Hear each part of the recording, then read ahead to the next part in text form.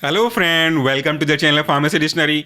आप देख रहे हैं हमारा मेडिसिन रिव्यू एक्सक्लूसिव सीरीज। इस सीरीज में हम बात करते हैं कुछ स्पेसिफिक दवाइयों के कॉन्स्टिट्यूएंट के बारे में, उनका इंडिविजुअल काम करने के तरीके के बारे में, वो प्रॉब्लम क्यों होती है जिसको ठीक करने के लिए आप ये दवाई ले रहे हो। इन सारे सवालों का जवाब मैं आपको देता हूँ। मैं एक रजिस्टर्ड फार्मासिस्ट और प्रोफेशनल फार्माकोलॉजिस्ट हूँ। 11 साल का टीचिंग एक्सपीरियंस है फार्माकोलॉजी के रेस्पेक्ट में। जब हम बात करते हैं अपने दिनचर्या की, तो दिनचर्या में आपके घर में छोटे बच्चे भी आ जाते हैं, आप भी आ जाते हो, बुजुर्ग भी आ जाते हैं, कोई न कोई काम करते रहते हैं। काम करते करते शरीर के किसी हिस्से में दर्द होने लगता है, नेचुरल। कहीं से आप टकरा जाते हो तो वहां पे दर्द होने लगता है, कोई एक्सीडेंट से कोई पार्ट डैमेज हो जाता है तो दर्द होने लगता है। तो आपको अगर दर्द हो तो आप समझ जाते हो कि किसकी वजह से हुआ है, क्यों हुआ है, और इसको कैसे एक्सप्रेस करके ट्रीट करना है। लेकिन अगर यही प्रॉब्लम आपके घर में छोटे बच्चों के साथ हो तो वो ये प्रॉब्लम को फेस तो करते हैं लेकिन एक्सप्रेस नहीं कर पाते। अगर बच्चे छोटे हैं तो उनके दांत में दर्द हो सकता है, उनके पेट में दर्द हो सकता है, उनके सर में दर्द हो सकता है, या बॉडी के किसी पर्टिकुलर पार्ट में दर्द हो सकता है, खास करके पैर में, क्योंकि दिन भर वो यहां से वहां भागते रहते हैं। अगर किलोमीटर का माइलोमीटर लगा हुआ हो ना, तो आप पाओगे कि वो 10 किलोमीटर तो आराम से चल ही लेते होंगे। तो भाई इतना ज़्यादा मूवमेंट करेंगे, खेल खेल में तो पता चलता नहीं, लेकिन जब खेलने के बाद थक जाते हैं तब उनको पता चलता है कि यहाँ पर्टिकुलर पार्ट में दर्द हो रहा है, इसमें दर्द हो रहा है, दांत में दर्द हो रहा है, कहीं भी दर्द हो रहा होगा। तो फिर वो रोने लगते हैं। अब आपके ऊपर है ये सब कुछ कि आप ये डिसाइड करो कि आखिर बच्चे को प्रॉब्लम क्या है। अगर दर्द है तो कहाँ पे दर्द है ये अंदाजा लगाओ। जब तक वो बता नहीं पाएंगे तब तक के केस में, बताने लगेंगे तो समझ में आ जाएगा। तो क्या लगता है आपको, दर्द एक अच्छी चीज़ है या फिर एक अच्छी चीज़ नहीं है? अगर आप डेप्थ में सोचेंगे तो आप जवाब सही दे पाएंगे। अगर सुपरफिशियल बस भावनाओं में बहकर सोचेंगे तो आपका जवाब थोड़ा सा गलत हो सकता है। अगर आप ये सोच रहे हैं कि दर्द कहाँ अच्छा है, दर्द अच्छा नहीं है, तो थोड़ा सा रुकिएगा। कि अगर अगर ये कहूं कि आपके पेट में कोई प्रॉब्लम है, अगर आपके स्टमक में, लीवर में, लंग्स में कहीं भी कोई प्रॉब्लम है, और वो प्रॉब्लम आपको पता चलती है जब दर्द होता है, लेकिन सोचिए कि अगर वो पर्टिकुलर पार्ट में कभी दर्द ही ना हो तो आपको पता कैसे चलेगा कि आखिर वहां कोई प्रॉब्लम है। अगर आपका हाथ में कहीं चोट लग गया है और कहीं कट गया है, उससे दर्द हो रहा है, खून निकल रहा है, तब आपको पता चलता है कि यहाँ पे दर्द हो रहा है, कुछ लगा हुआ है। लेकिन अगर कहीं कील में घुस गया लेकिन दर्द ही ना हो, और कई बार ब्लीडिंग ऐसी होती है, देखे होगे, आपके साथ भी हुआ होगा, कि पता ही नहीं चलता कब कहां लग गया, तो फिर आप उसका रिकवरमेंट कैसे करोगे, उसको ठीक कैसे करोगे। इसलिए दर्द अच्छा है। लेकिन अगर आपका जवाब यह है कि दर्द अच्छा है, तो वहां भी थोड़ा पेंच है भैया। दर्द तो अच्छा है क्योंकि एक वार्निंग सिग्नल है, लेकिन एक एक्सटेंट तक, एक लिमिट तक। जब तक ये दर्द आपको बहुत ज्यादा परेशान ना करे तब तक ठीक ठाक है कि हाँ भाई मुझे पता चल गया कि ये प्रॉब्लम है, इसको मुझे ठीक कर लेना चाहिए। लेकिन दर्द जब बहुत ज्यादा असहनीय है, जिसको अपन सह नहीं पाते हैं, तब तो आपको मैनेज करना दिक्कत है। फिर ऐसे केस में आपको उस दर्द को मैनेज करने के लिए दवाइयों की जरूरत पड़ेगी, दवाइयों को लेना पड़ेगा। ऐसी कई दवाइयां मार्केट में अवेलेबल है जिसके बारे में मैंने डिस्कस किया हुआ है। आज का जो मेरे हाथ में एक ड्रग है जो कि सिरप के फॉर्म में है, सस्पेंशन के फॉर्म में, मोस्ट ऑफ द केस बच्चों के लिए यूज होता है। तो इसका कॉन्स्टिट्यूएंट क्या है, इसका ब्रांड नेम क्या है, क्या काम करता है, कैसे काम करता है, मैं आपको बताऊंगा। तो ये जो समझ में आ गया कि ये जो आज मेरे हाथ में सिरप है वो दर्द को ठीक करने के लिए यूज करते हैं। थोड़ा थोड़ा बुखार को भी ठीक कर सकता है, बट बुखार के लिए बहुत ज्यादा यूजफुल नहीं है। तो इसको बुखार के लिए रिलायबल मत मानिए, बुखार पर डिपेंड मत करिए।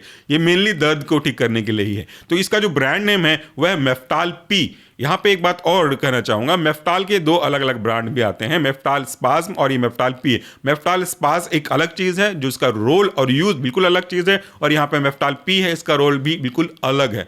ये जो बेसिकली पेन किलर के लिए रूप में यूज होता है, एनाल्जेसिक के लिए यूज होता है। इसके अंदर का एक्टिव कॉन्स्टिट्यूएंट क्या है, तो मैंने आपको ब्रांड नेम बता दिया। ब्रांड नेम था मेफ्टाल पी, बनाने वाली कंपनी है ब्लू क्रॉस। इसका जो एक्टिव कॉन्स्टिट्यूएंट है आपका मेफेनेमिक एसिड सस्पेंशन।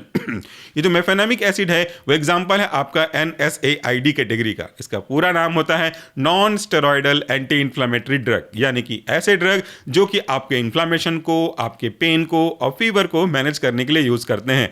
क्लासिफिकेशन के अंदर और भी सब क्लासेस हैं, उनके अकॉर्डिंगली इनका नेचर, उनका एक्शन डिसाइड होता है। ये आपका नॉन सेलेक्टिव कॉक्स इनहिबिटर के अंदर का एग्जांपल है आपका मेफेनेमिक एसिड। तो ये बेसिकली पेन और इंफ्लेमेशन को ठीक करने में मदद करेगा, बुखार के लिए बहुत ज्यादा यूजफुल नहीं है, कभी कभार एडजुवेंट के तरीके से काम करने पे ये कर देता है। तो इसका काम करने का तरीका क्या है, जब कभी भी आपके किसी भी बॉडी पार्ट में पेन होता है, तो कहीं चोट लगी हो तो होता है, या कोई एबनॉर्मल केमिकल जनरेट हो रहा हो तो होता है। तो पेन आखिर होता क्यों है और हमको पता कैसे चलता है? पेन के लिए रिस्पॉन्सिबल है आपका एक केमिकल जिसे हम प्रोस्टाग्लैंडिन कहते हैं। इस प्रोस्टाग्लैंडिन के बनने के लिए कई अलग अलग पाथवे इन्वॉल्व होते हैं, जिसमें कॉक्स पाथवे है। इसके थ्रू कॉक्स 1 और कॉक्स 2 आगे जा करके आपका प्रोस्टाग्लैंडिन बनाते हैं। प्रोस्टाग्लैंडिन जब बनेगा तो आपको पेन का एहसास होने लगेगा, और अगर आप नहीं चाहते हो कि मेरे को पेन का एहसास हो, तो आपको प्रोस्टाग्लैंडिन के बनने को रोकना पड़ेगा। इसका डिटेल वीडियो हमारे मेन चैनल सजेशन फार्मेसी पे है, आप चाहें तो वहाँ पे आके और डिटेल से समझ सकते हैं, सरल भाषा में एक्सप्लेन किया गया है। तो अगर आप चाहते हैं कि आपको पेन ना हो तो आपको प्रोस्टाग्लैंडिन को रोकना पड़ेगा, और अगर आप प्रोस्टाग्लैंडिन को रोकना चाहते हैं तो कॉक्स-1 या कॉक्स-2 जो कि प्रोस्टाग्लैंडिन को बनाते हैं उनको आपको रोकना पड़ेगा। फिर कॉक्स-1 और कॉक्स-2 एराकिडोनिक एसिड से बनते हैं, पीछे भी नहीं जाऊंगा, तो रिसेंट पे ही रहता हूं, तो आपको कॉक्स-1 और कॉक्स-2 को रोकना पड़ेगा। यही काम है आपके NSAID का, कॉक्स-1 और कॉक्स-2 को रोकना। लेकिन यहां पे एक दिक्कत है, टेक्निकल इशू है कि कॉक्स-1 को रोक करके आप पेन को तो कम कर सकते हो, बट कॉक्स-1 को अगर आप रोक देते हो तो कॉक्स-1 के जो अच्छे काम है वो भी रुक जाएंगे, क्योंकि काम तो काम होता है, अच्छे काम और बुरा काम अगर आपने रोक दिया तो दोनों रुकेंगे भैया। अगर आप सूर्य को रोक देते हो तो धूप भी गर्मी से बच जाओगे, लेकिन ठंडी से परेशान हो जाओगे। तो एक फायदा एक नुकसान तो होता ही रहता है। तो अगर आपने कॉक्स-1 को छेड़छाड़ कर दिया तो आपको आगे जाकर के अल्सर होने के चांसेस भी हो सकते हैं, इसलिए हम कोशिश करते हैं कि कॉक्स-2 को छेड़ा जाए। तो कॉक्स-2 को रोकने के लिए दो स्पेसिफिक ड्रग हैं, जो होता है या तो प्रीफरेंशियल कॉक्स-2 या तो सिलेक्टिव कॉक्स-2, और जो कॉक्स-1 को भी कर सकता है कॉक्स-2 को भी कर सकता है, वो नॉन सिलेक्टिव कहलाता है, और ये उसी क्लास के अंदर का ड्रग है।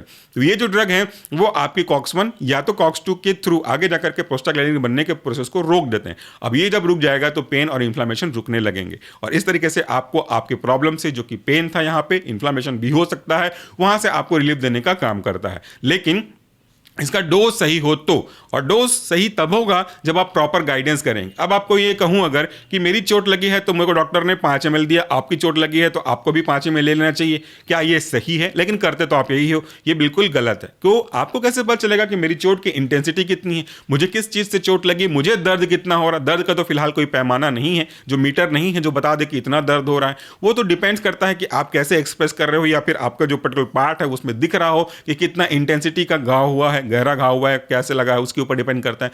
तो कभी भी ड्रग का डोज इस बात पे डिपेंड नहीं करता कि एक के लिए सेम है तो सबके लिए सेम है, पर्सन टू पर्सन चेंज होता रहता है, ड्रग के रेस्पेक्ट में भी चेंज होते रहते हैं, किसी को कोई ड्रग सूट करता है, किसी को नहीं करता। तो आप देखा सीखी कभी भी दूसरे का ड्रग यूज ना करें, ज्यादा अच्छा होगा थोड़ा एक बार डॉक्टर से मिल लें। ज्यादा ज्यादा क्या होगा, आपको फीस का ही पैसा देना पड़ेगा, तो फीस के पैसे से ज्यादा नुकसान हो सकता है अगर आपने गलत दवाई ले ली तो इसलिए आपको हमेशा सलाह पे ही काम करना चाहिए। अब इसके डोज के बारे में मैंने आप बताया कि शेड्यूल कैटेगरी का ड्रग है, तो इस पे आपको ड्रग का डोज मेंशन नहीं हुआ होगा, लेकिन कॉन्स्टेंट का कंसंट्रेशन तो मैं आपको बता सकता हूं।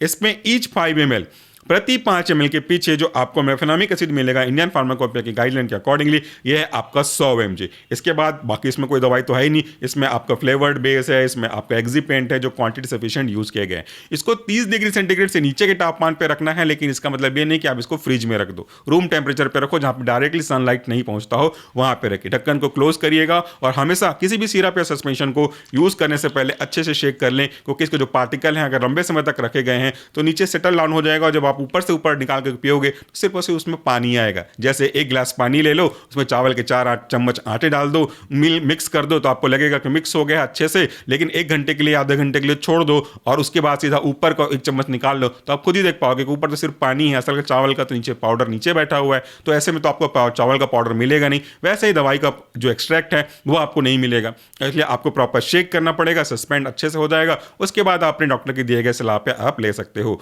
कोई भी पेन किलर ज़्यादा अच्छा नहीं होता है लंबे समय तक के लिए। हमारा काम ये नहीं बोलना है कि आपको कौन सा खरीदना है कौन सा नहीं खरीदना, हम तो कभी भी ड्रग के फेवर में होते नहीं है, लेकिन हमारा काम यही है, हम फार्मासिस्ट हैं, हम ड्रग के बारे में बताते हैं। ड्रग लेने की सलाह तो बिल्कुल नहीं देते जब तक कि आवश्यक ना हो तब तक। तो इस तरीके से आप अपने बच्चों का, जो बड़े होने वाले हैं, ग्रोइंग बच्चे हैं, उनके पेन का मैनेजमेंट अगर करना चाहो तो उनमें से एक ऑप्शन है आपका मेफ्टाल पी। आई होप कि आपको हमारी जो सीरीज है एक्सक्लूसिव ड्रग इंफॉर्मेशन से रिलेटेड वो पसंद आ रही होगी। थोड़ा सा 1 आध सेकंड के लिए समय निकाल करके फीडबैक कमेंट बॉक्स में दे दें तो हमारे लिए काफ़ी अच्छा मोटिवेशन होगा। Thank you so much for watching this video. नमस्कार, टेक केयर।